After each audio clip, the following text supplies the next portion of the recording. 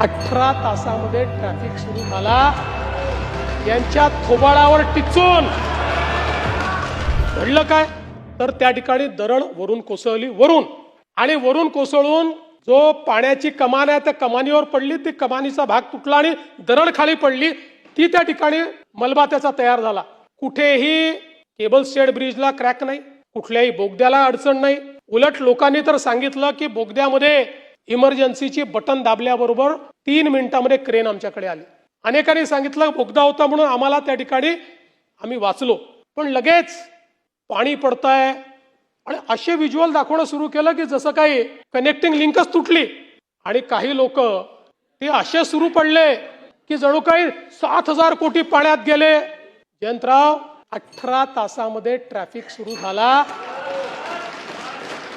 यांच्या थोबाडावर टिचून। आणि सवाल हा नाही आहे, अरे देवेंद्र फडणवीसला शिव्या द्या, त्याला सवय आहे, शिव्या प्रूफ आहे मी।